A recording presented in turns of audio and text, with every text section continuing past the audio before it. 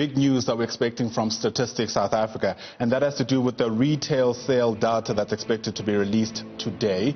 This will be the first sort of, set of data from the retail sector since the pandemic hit the country, and of course, one can imagine the type of figures we're likely to be seeing. Unprecedented contractions have been forecast by not only the Reserve Bank, but many other financial institutions as we take stock of the economic fallout of COVID-19. No doubt that story likely to be one of the bigger developments to be keeping an eye on. Hosi Tom will be watching that for us here on Newzroom Afrika.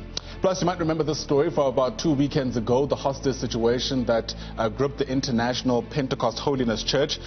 Just about 41 suspects were due to appear in court about a week ago at the Western Area Magistrates Court, and that was delayed because the court itself needed to be decontaminated after we understand a case of COVID-19 was registered there. So those 41 suspects are expected back in court today, and you remember this follows the hostage situation at the Zurbakom branch of the church, where about 5 people sadly lost their lives and several others were injured in that shootout. This, of course, is part of a tussle for power, we understand, for Leighton Modise's successor, who was the previous leader of that institution. Ambali Tetani is on that story.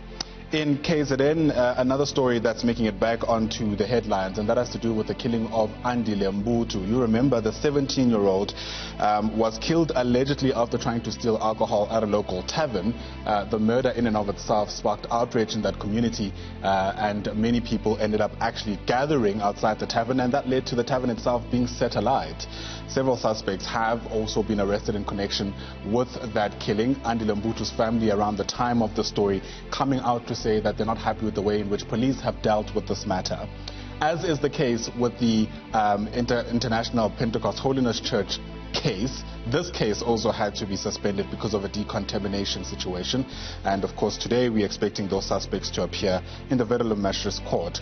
Our reporter Karinda Jagmahan in KZN will be keeping a close eye on that for us. One of the big stories for the day ahead, without a doubt, is the planned peaceful protest by restaurant owners in the country who are pushing back against the lockdown regulations in their current form, taking issue particularly with the prohibition on the sale of alcohol within restaurants.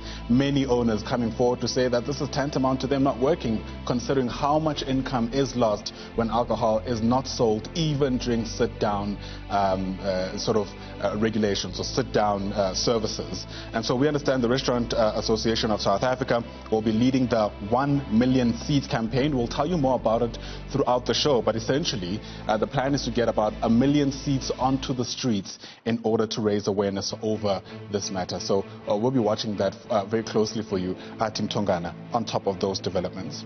The State Capital Commission of Inquiry is still in the news for all kinds of reasons, this time also because of, an about turn in the form of postponements. We were meant to hear from Financial Officer Patrick Gillam today, but that's no longer happening, and perhaps let's just dive into that and give you more details about why.